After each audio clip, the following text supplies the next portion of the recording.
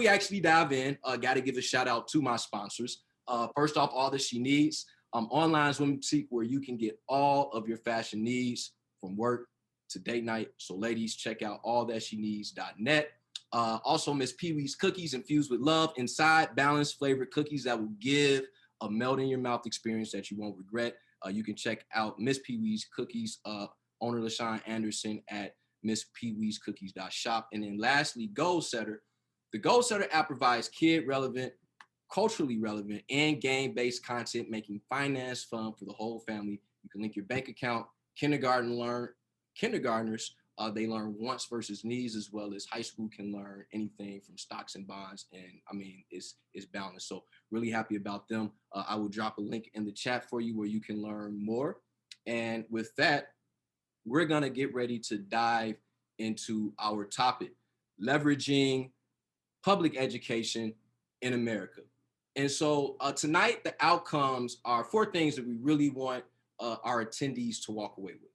We want to define the achievement gap at the basic level, just so, folks really can walk away and really understand what is the difference between just, your everyday grade and what the achievement gap is and percentiles. Then we want to identify resources that build your awareness.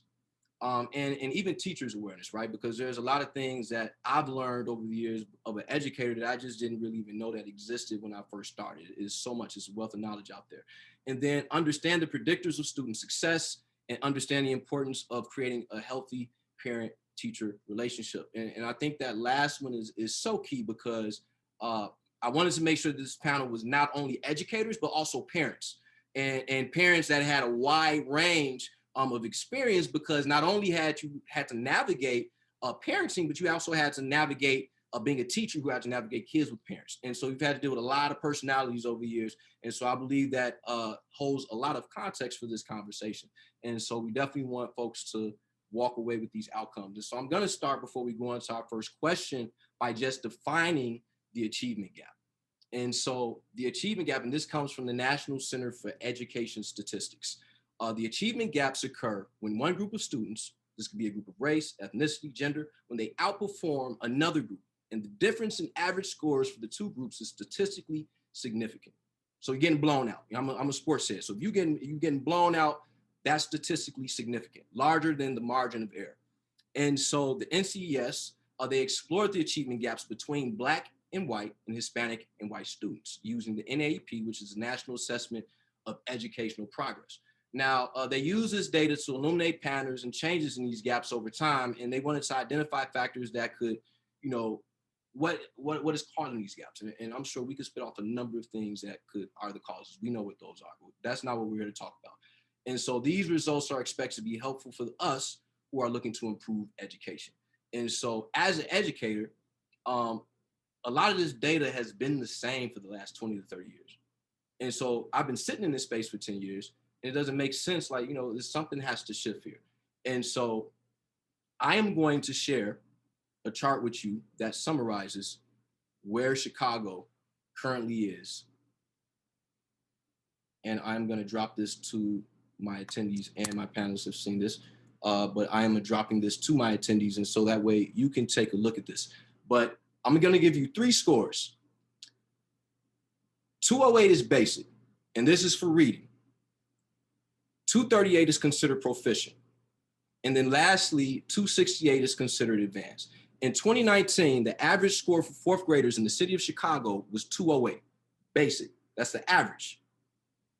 The percentage of students in Chicago who performed at or above that basic level was 53%. And so I say that because we're talking about all kids. This encompasses everyone. And so if you look at the data that I just showed you, this graph, if you go down and you look at the bottom right of it, in 2019, Black students had an average score that was 40 points lower than that for white students. This performance gap was not significantly different from that in 2002. So if I'm an educator, and even as a parent, and I'm wondering, I'm like, well, what is not shifting? And so that's what leads us into that very first question. And so how would, and this is to the panelists, how would you suggest to a parent who has solely looked at grades and GPA as a measuring tool for their students' performance to begin thinking about their child's ability based on the achievement gap and based on percentile. And so I'm going to start off with Siji on this one and let you go ahead and answer that question. So that's what parents are usually accustomed to, because that's what we're taught as kids ourselves. And when we ask them to bring home, what letter grade did you get? What grade did you get? And so I think if we think about the equivalency to how that lines up to standardized testing. So one of the key factors here is very early in school, scholars are having to take standardized tests as early as kindergarten. And they always come with that parental printout. And lots of times we don't really delve into it to see what are the early indicators of our students' success, of our child's success that's in our homes. Because we look at it, one of the things I know as a parent, and I've explained this to other parents, they normally look at the 3 bars, at or above, this and that, but don't really look at the detailed report. And so a lot of times when we dig into those detailed reports, they give us little tips in which we can support our scholars at home. But I think that's the basic level in which we need to start, is when our students are having to invest so much time in those standardized tests, because it takes up a lot of time in school. We really need to understand, what are they evaluating our children on, and how can I impact what they're evaluating, and then what their evaluation metric actually means. Wonderful. And one of the things that I took away from that is the tips and the little data that's left in those progress reports, that are left in those report cards. A lot of time when those are handed out, there's little bullet points where, and teachers take meticulous time writing these out. And a lot of time, a parent will look at it and say, oh, you got to see, you need to do better. And there's a lot of information there that they can kind of go over. But also, if that relationship is being formed with that teacher, which we'll get into, you'll already see these things coming. So from here, I'm going to hand it over to Vivian. One of the first things that I thought about, CG, as you were sharing with the report, is that teachers do have access to the granular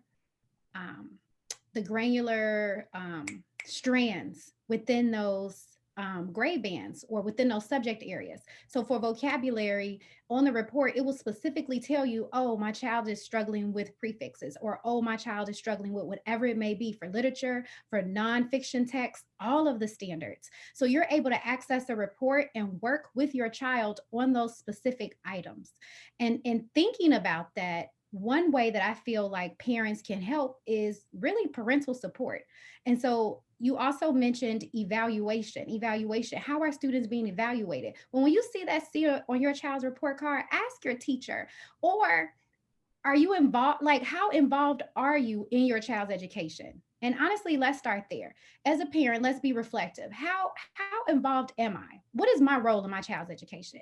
Am I going to let this teacher do 100%, or am I going to take on some of this? Because if you decide I am going to take on some of this, it's just not Ms. Redwood's responsibility to do everything. Being involved in your child's education is half the job.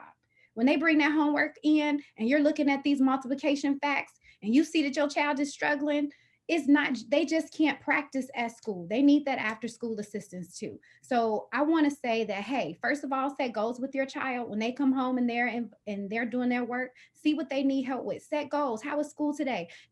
Were you able to get those facts? Because we worked on those facts together. How did you do? Track their progress. The next time they bring in another sheet, they bring in that assessment. How did they do on that assessment? So if you know where their grades are coming from, it'll also help you understand how they're going to do on the test. And maybe there'll be more of an alignment. And the last thing that I also want to say is, you have to be involved, because sometimes grades are subjective. And as a teacher, it's sad to say, but it's true. So I can say, hey, Quentin is a star student. I love his personality, and I'm grading his paper. And I'm like, oh, you know what? He knew what that was. Like in the in-class discussion today, I knew that he understood that. So even though he didn't fully give me this answer, I'm gonna mark this right. And then I'm gonna say, oh, but you know what? Pam, she's quiet and she got this wrong. So we're going to mark it wrong. So sometimes it can be subjective. I can grade a paper totally different from a peer and get 2 totally different grades. And so we have to look at that assessment as well to kind of like be the baseline and use it to guide where we want our children to go next. Absolutely. Absolutely. And I love that subjective piece, and I love the evaluation piece. We're evaluated at work, right? I just did my mid-year evaluation not too long ago. And so if I'm evaluating work and I have to prepare for this, how not much more do I need to be aware of when my child is being evaluated and how they perform in those instances? And so I really think that was huge. Thank you for those words. And then Nataki, you go ahead. You're on mute, Nataki. That's all right. All right, so I want to start with a book.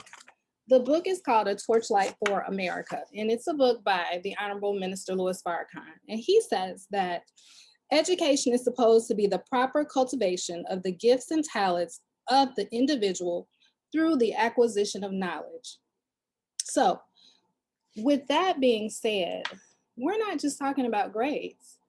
The acquisition of knowledge is a knowledge of self, a knowledge of what you enjoy in life. And from my perspective, because I'm early childhood, I'm looking at the whole child. I'm looking at the social emotional, I'm looking at the physical, and then I'm looking at the academics at a very foundational level. And what Vivian said about parental input, that for me in early childhood is the most important piece to a child's success. So even in this COVID and remote teaching, I found that my parents who are sitting right next to my 4-year-olds, those students are soaring above the children who are doing cartwheels on the floor, and mom is kind of like, where's your mom? You know? So parental input, knowing the reason for education, making sure that parents have a solid relationship with the teacher, because the teacher is the doorway. And as a parent, I know that when I communicate with a teacher, and I express my concern, I express my desire to work with them, guess what? They're working with me. And they're making sure that my child is successful. And in my case, I'm making sure that their child is successful. Something as simple as, I have a little student, and I'm gonna show something, who has little toys like this at home. She was missing the other match to it. Because I knew that sorting and pairing and counting was important to her, I sent extra home for her. But for a parent that I've never seen, never had a conversation with, I don't know what to send to them. So to your original point of the achievement gap, from an early childhood perspective, is parent-teacher relationship, solid communication, and cultivating the gifts and talents that your child has, because each of us has our own individual gift to give. It's not the same. So your child may not be an A student. However, if you know that this child is talented and works well with their hands, then that's the gift that you cultivate. So we can't just always focus on A's, B's, C's, and D's. We want to develop that whole person. That's wonderful. That's really wonderful. And one of the major things, which I'm a huge component on, anyone who knows me, is that social emotional learning piece. It is impossible, in my opinion, to teach a child without developing the person. I mean, that's one of my lines. If you develop the person, the student will naturally follow. And so it's practically impossible. And social emotional learning is fairly new. Illinois was the very first state to implement Castle's SEL curriculum, and it's only been now active for about 10 years, which means that, and we know how accessibility is. And so if it's only been accessible for 10 years, that means that some of our schools may have only been doing it for the last 4 to 5. And so SEL has been proven to not only boost performance, but it is linked from kindergarten to adulthood. And some of the very things that we see adults not able to do right now is linked to the social emotional learning they did not get in kindergarten. So that is a very huge piece. Thank you for sharing that. And so I hope that first portion really helped those parents who are watching, just to be able to get a sense of, let's not be so caught up in what the grade says, but let's dig a little bit deeper. Let's look at the data. What does the data say about your child? And then the last piece before we move on is just, I was talking to a counselor and they said, your child spends on average about 1,000 hours with the teacher any given school year. We could go around to the YMCA, to the church. We could go to all these little community spaces. And not too many people you're gonna let your child spend 1,000 hours with, but because of the establishment of school, that's how it's set up. And yet you can go and learn all of these people who they're around for a couple hours, but the teacher, we don't know anything about them. And so my biggest push is to make sure you're building that relationship. And so from there, we want to talk about parent resources. And so there are things like this. If you're outside of District 299, which is CPS, your school does have resources that are similar. But I'm going to refer to the school quality rating protocol that CPS uses, which is a 5-tier performance system based on a broad range of indicators of success. And these are the main ones. It's not limited to this, but the main ones are students' test score performance, student academic growth, closing of achievement gaps, which we just got done talking about, school culture and climate, attendance, graduation rate, and preparation for post-graduation success. Every year, schools in District 299 are rated on this. Teachers have to take this, parents have to take it, and then there's actually one that students have to take, so it gives an all-encompassing view of what that school is like. And so the reason why this is important is because if I'm a parent and I know that, you know, I may be weak at something, or something that I'm not good at dealing with. I don't like, you know, a school that doesn't communicate well. And I might have a choice between a couple of different neighborhood schools. This is where you should be getting your information from. And so the question that I have to this point is, what are resources parents can plug themselves into seamlessly and or learn from without feeling overwhelmed? And so I brought up the Squirt because that is one of the first places I would suggest parents go. But from your experience, what are some resources they can dive into, whether it's in the community, whether it's through the school system?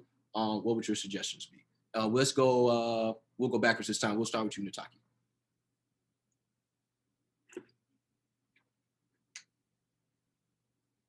Okay, so I took a look at the SQRP just to, make sure I was able to be well versed on this. And I found some things that were, that would be helpful to a parent as, they're looking at finding the best environment for their child and how the school can facilitate, rather offset imbalances that may be happening in the community or in the home.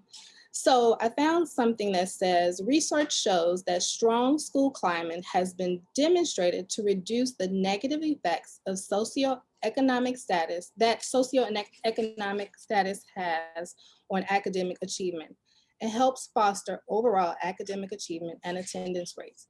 I'll use my school as an example. I in a small school on 74th and Dorchester, which is Madison Elementary. We are maybe about 150, 175 students, really small school. And if you know Chicago and you know the neighborhood, it's a challenge. It's a very challenging neighborhood. But when I tell you that we love those children in that school, that when those children come to school, they know that they are in a safe place. And we encourage them so much that whatever happened outside that door, they forget about it when they walk in the door, so that they are able to focus on the task at hand, which is getting educated. I mean, to the point of, if someone comes in with not having the proper uniform, we are breaking our necks to help that child to clean up and to feel good about themselves, because that deals with the basic needs. And so the school becomes a safe haven for our children. And so as a parent is looking at a space for their child, yes, you want the school with the best test scores, but if you can't get to that school, you look up the SQRP and you find schools that are high on, I can't remember the 5 levels. I see you shaking your head, CG, you might be able to help me with this. Climate and culture. Climate and culture, thank you. With climate and culture, because that may offset something else. And then if you look at the growth of that school, if a school started as a 3 and then now they are a 2+, you can see growth. And then you realize, okay, as a parent, how can I insert myself into this school to help not only my child, but the school community. So it all boils down to, once again, the parent being a very active participant in the child's education. And so that is probably the easiest place, easiest resource, because you have the school counselors, and I believe all the school counselors get the same information. But if no one's coming to ask, well, tell me about this, how can I get this? If you're not pushing that school counselor to get you that information, it sits there. And so the principal is a resource, the counselor, the teachers. But again, the parent has to take a very active role in the child's life. And so research shows, a good school community, will create and help a child to be successful, even in the worst, so, if the surrounding area is not the best. Absolutely. I totally agree with that. Mhm. Climate and culture is huge. And Mhm. and you hear stories of those schools uh, well beyond them. If anybody is familiar with the Washington Park area, there's a lady there by the name of Miss Collins. And she has been running Washington Park for years. She's in her 80s now. She does an amazing Black History program for the community. And she is right in the heart of a lot. Mm. But when I tell you, when you are inside of that park district, that's Miss Collins' house. And the culture in there, it does not allow for that. Even anybody who carries on that riffraff, it's just kind of like this thing. Well, yeah, we keep that over here in the park. But that culture piece is very, very huge. So I appreciate you chiming in on that. Go ahead, Vivian. All right. So to address the question, one of the things that I thought about in finding resources for parents is Google. No. Yeah. Simple but true.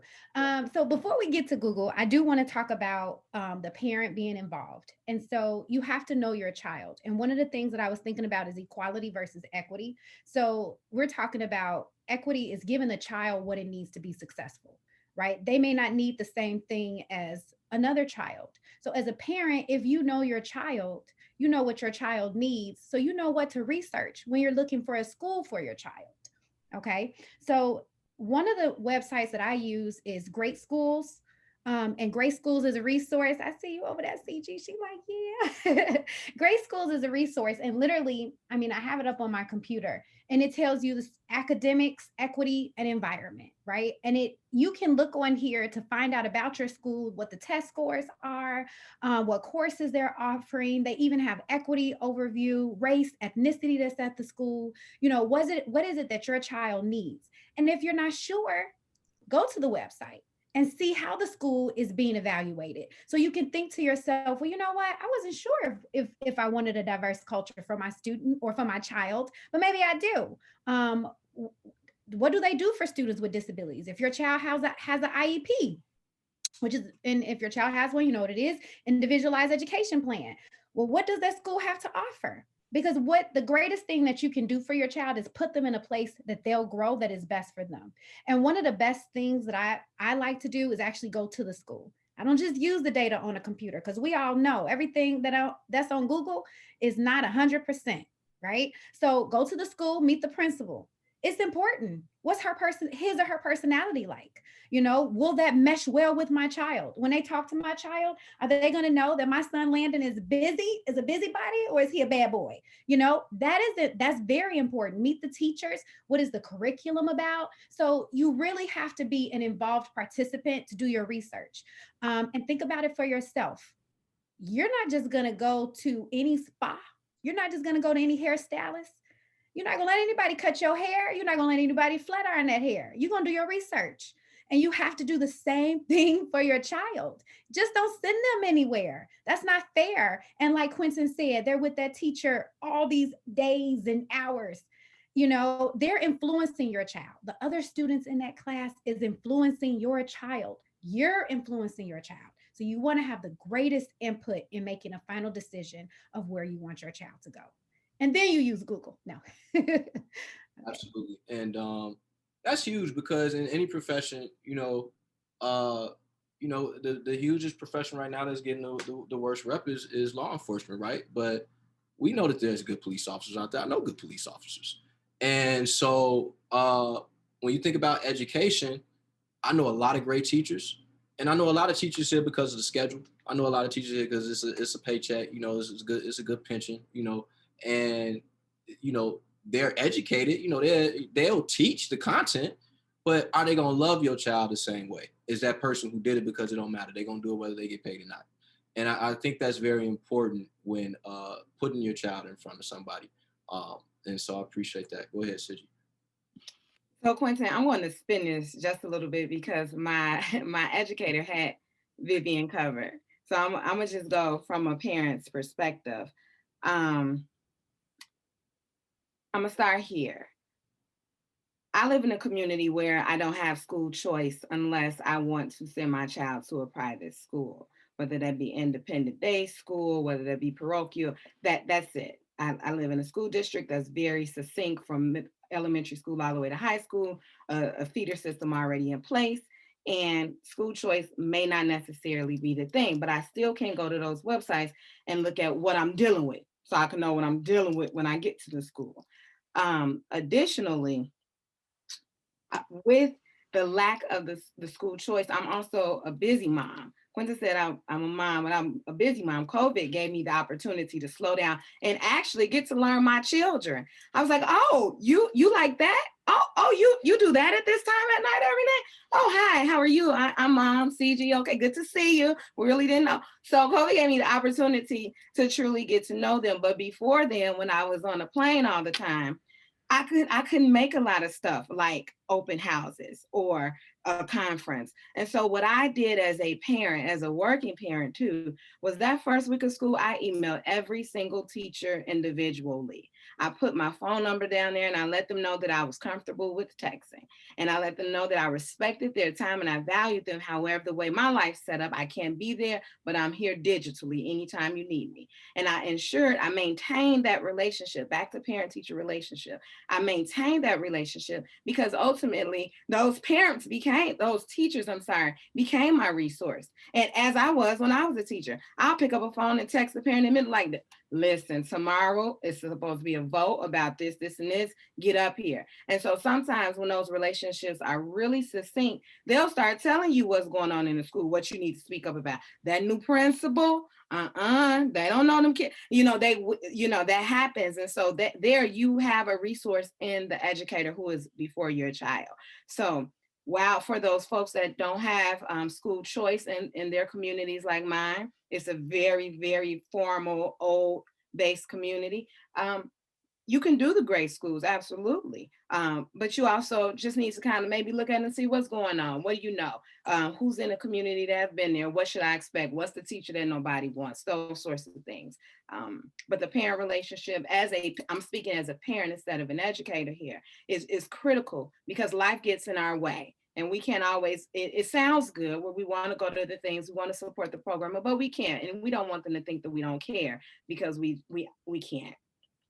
You know, there's two things before we move forward, and I love the time that we're making here. I love it when it syncs up properly because we're gonna move on to the last question and then open it up for questions from the audience. But two things, it's a big difference when a teacher has a parent on the line. Like kids know when they parent are in tune with the teachers, they move a certain type of way because that teacher give them that look and their phone be right there and it's like, ooh, yeah, we ain't. Because if mama or daddy get that text in the middle of the day and you not where you supposed to be, I've never met a student that wanted to be in that space. And so it turns the tables as an instructor when you have a certain amount of students that you can just hit parents on the line. And you have to deal with the other ones in the way that you have to deal with them. And you become strategic about that, but that is very important. The last thing I want to hit on before we move on, know who your school's partners are. I work for an organization called the Academy Group, and we give a service that I believe is outstanding for students. We give them free money for college. If they come in at 4th grade, they can walk to college with $16,000 of free money. All they have to do is show up. We go into a lot of schools. We let them know what's going on. We tell the teachers like, hey, come here. We tell the parents. They really do not fully understand the value. And a lot of times what turns out to be a lottery-based system, we end up just pick the kids who come and we don't have to really do a lottery because a lot of parents like, oh, is it worth my time? Is it, should I show up? And a lot of our schools, our liaisons are advocating, but the parent, oh, I don't have the time. No, you need to know what partnerships your school have that you need to make time for. $16,000 you make time for. And so I think that that is something that we don't know all the time. It was a parent I had, son was struggling. She did not realize she lived across the street from Metro Squash. If you know where that is, that's right there on Cottage Grove, lived right in the apartment buildings. And she was just like, you know, I need something extra for my child. The school has a partnership with Metro Squash. They can get free tutoring there. They can go there after school for free. She didn't know. And you've been there all that time. And so it's like, these are things that we have to be proactive. Teachers are overwhelmed. They're not going to always remember to give you, oh, you should be doing this, you should be doing that. That's for you to do. And so that would be my biggest push in that department. And so as we move forward, now we're going to just talk about some of these success indicators. And so once again, as always, starting off with just a little bit of data here. So according to the UChicago Consortium, and this is moving on a little bit to higher ed, so we talk about how GPAs predict success. And so we talked about the achievement gap, and I want to talk about why those grades still are important. And so high school GPAs might be stronger indicators of college readiness because they measure a wide variety of skills, including effort over an entire semester in many different types of classes, and demonstration of academic skills through multiple formats. On the other hand, standardized tests measure a small set of skills, and students can prepare for these tests in narrow ways that may not translate into better preparation to succeed in college. So that lets us know that there is an importance of the rigor of maintaining a grade. If a student drops to a C, there's a certain rigor that it takes for them to apply those skills in a certain amount of time to be able to adapt that grade to either B or A. And so with the UChicago Consortium suggesting that the GPA is a huge predictor in high school graduation and college readiness, outside of content mastery, what are some of the biggest challenges students face trying to maintain a 3.0 or above GPA average? And Sidney, I'm gonna start with you on this one. Restate the last part of that question, please. So what are some of the biggest challenges that students face trying to maintain that B average, that 3.0? It's simply exposure, access, and opportunity. So when you started this earlier, I wrote down, I know you gave the formal definition of achievement gap, and I thought about just how I look at it. And I look at it as a quantity set to determine what success is based off predetermined factors. Those predetermined factors, if our children don't have exposure to the masses of information, or even if educators are not giving them curriculum to expose them to, in which when they take assessments, their grade are going to go up, we're not taking into consideration, especially cultural factors. So I know, for example, a lot of times when we use traditional textbooks, our students cannot relate, they can't see themselves, and they can't understand what's happening there because there's nothing in their modern days that will help them get there, or they may have not had experiences or exposures where they've been hiking or mountain climbing and this, that, and the other, right? So naturally, when we are presented with a question, we start to connect what do we already know to come up with the answer, maybe an answer. But if I've never been anywhere near somewhere of hiking or mountain climbing, I can't even connect to what things might line up to answer this question.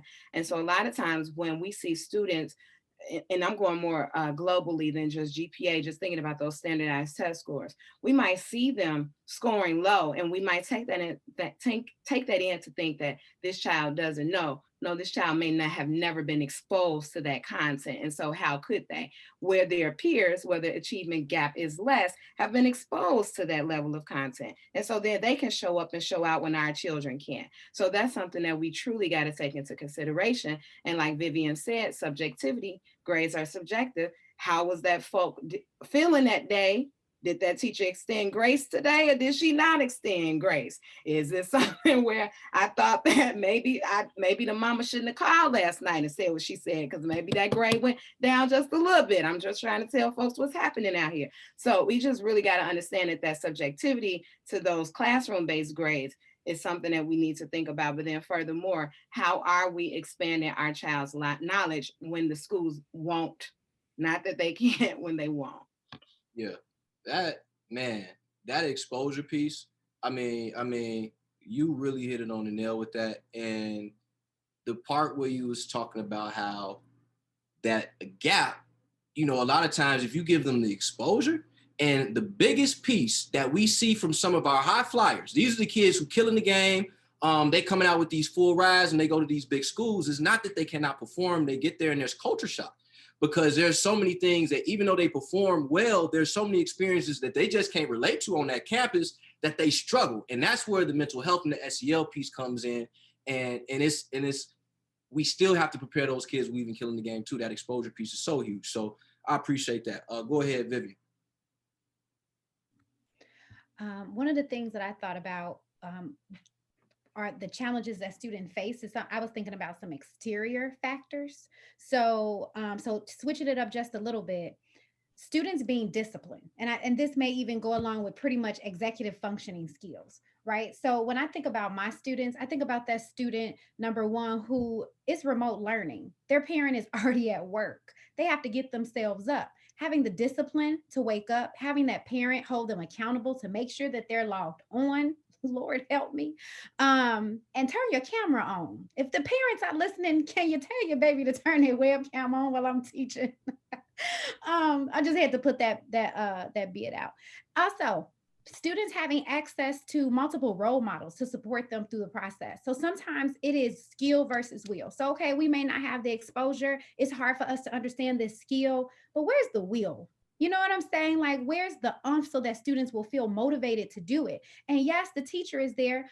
Parents need to be there. And y'all, it really takes a village. So having other mentors and people in your child's life that they can talk to and have access to help push them along the way. So some of the other challenges that students face is, like I said, home responsibilities, having to get siblings up, having to do what mom and dad does, after school chores, taking out garbage, whatever the case may be. So also helping a part of the household. A lot of children may not have to deal with that.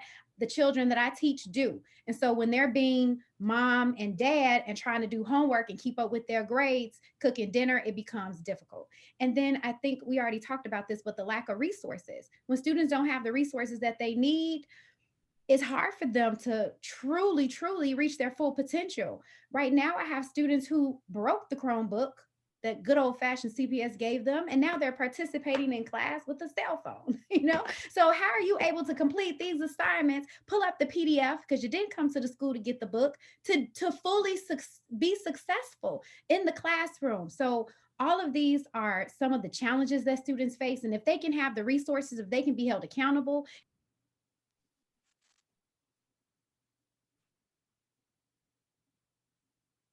Okay. Can you guys hear me okay? Yes. Okay, I thought I might have lost you for a second at the end, Vivian, but cool. But no, really good points. Before we go to you, Nataki, I just wanted to highlight the discipline piece, which connects back to SEL. You know, that's a self-awareness, self-management. But then the no camera on thing. The no camera on thing, I believe, is really bigger than just not cutting on the cameras. I believe that really connects also back to SEL and also self-esteem, right? Because if I'm not affirmed in myself, if I'm not being built and I will care about what everybody else is thinking about me, and this is, and you know, depending on the grade, you know, you may not have this as much with the little kids. They don't care. They'll be all on. They have a good time. But once you start getting to that certain age group, that's where that SEL starts to kick in. Am I affirmed? Do I mind getting on here? Do I care? Like, I get up, get on, and you see that like kids don't even want to type in the chat. It's a direct message to the teacher. They have a hard time engaging with their peers inside the chat. And so that's a huge piece. And then the access to different roles, it's a necessity that we train our kids how to live this life outside of the education space. My son is 4 years old, and the minute that his hands are big enough to start sweeping and doing different things and cleaning around the house outside of his toys, he will learn them. In my book, one of the 5 tips I talk about is do not delay learning. When that opportunity presents itself, present that child with learning, because if you do not, somebody else will, and that may not be aligned to your values. So do not delay learning. Nataki, go ahead. Okay, you all did such a great job answering that question. I was like, okay, what do I have? So I like how CG talked about it from a parental perspective. So I have a son that is finishing his sophomore year of college, but I remember, oh my God, I'm so sorry, my dogs, hold on. See, distractions. He's finishing his sophomore year of college. And I remember like his, hold on one second, take him in the room.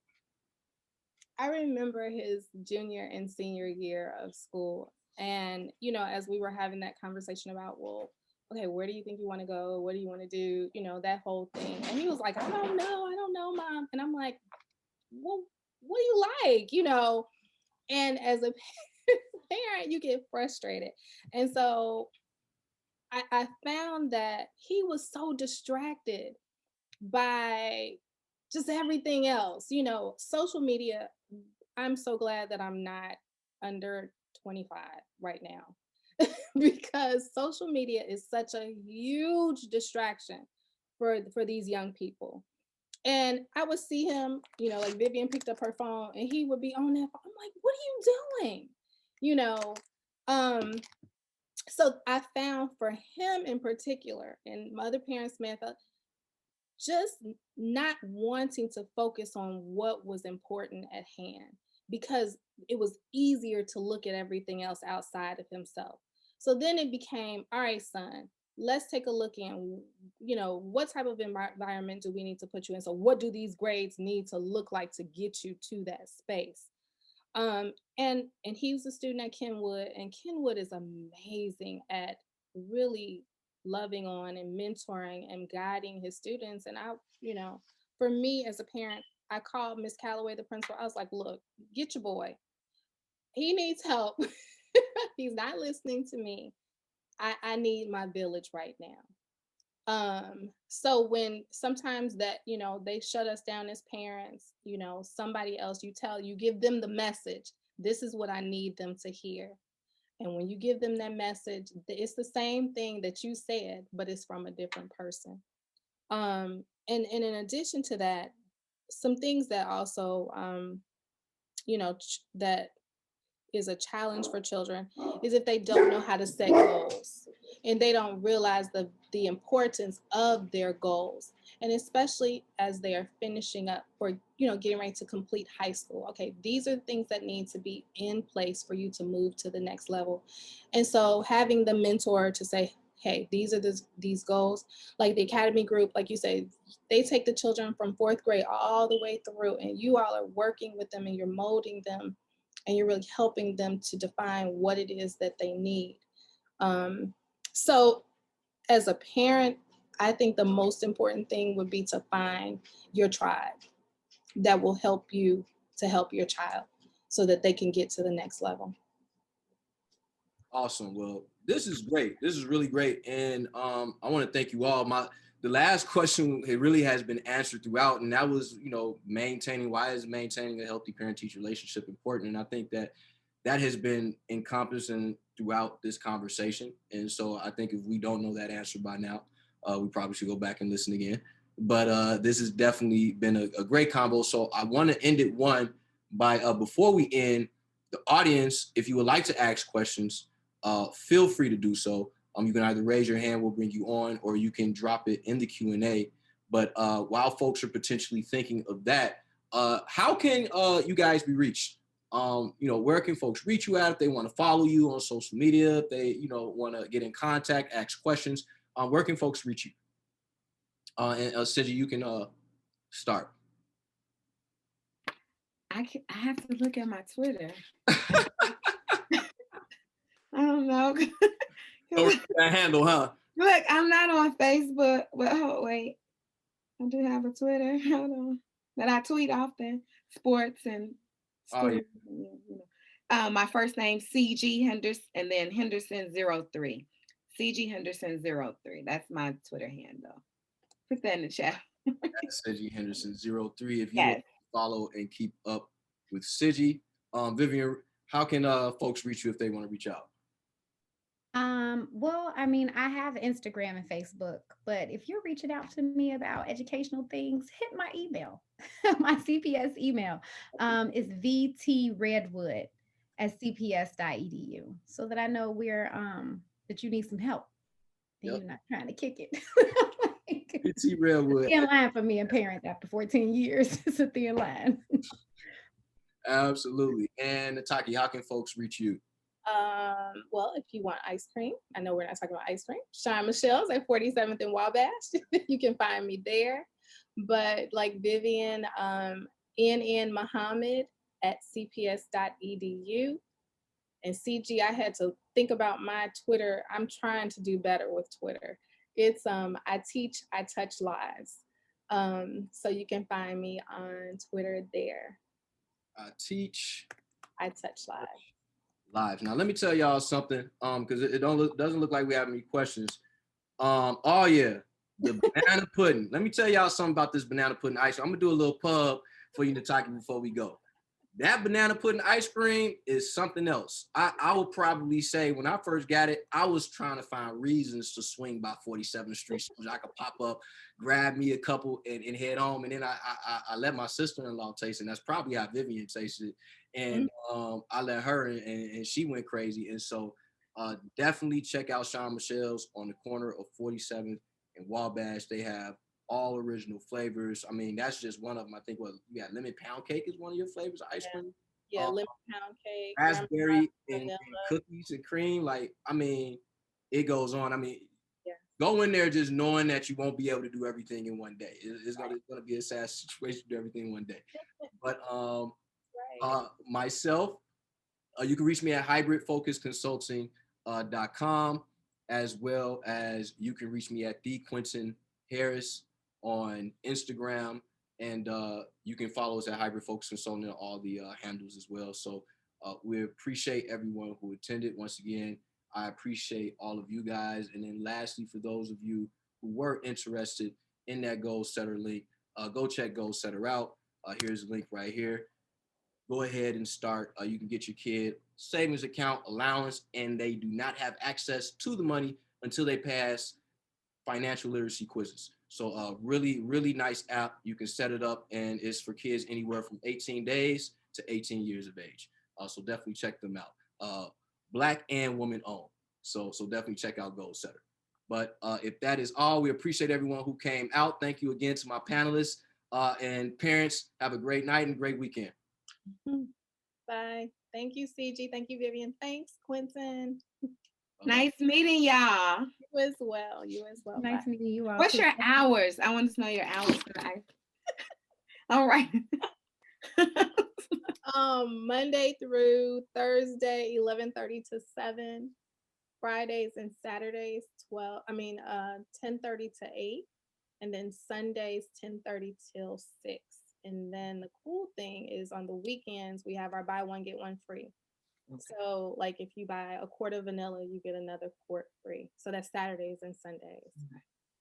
Yeah. Okay, well, see you soon. All right, get my number from Quentin. Give me a call if you come by. I will, absolutely. Both of you. I'd love to meet you all in person. Okay. Well, I'll be there, so I'll get the number. So all right. Absolutely. Okay. I'll just put all of you in a text thread together. And for those panelists who are still here, for not the panelists, but the attendees who are still here, a lot of this work came through the work of this book here. I'm sharing it with you right now. This is the link to it on Amazon. You can buy this book. The Academic Dilemma. Can personal development really close the achievement gap? So I'm really asking the question of if you build up that child, a lot of what we've been talking about, I do believe that it can indeed close this achievement gap. There's going to be some work. It's going to take some time. But if we get started now, by the time I check out of here, I would like to see some change. And so that is my purpose, and that is my goal in life. So once again, we thank you all for coming. I got you guys out of here 2 minutes on the head early. We'll see you guys next week when we talk about our children healthy. We're going to be talking about diet. We're going to be talking about nutrition. We're going to be talking about competition.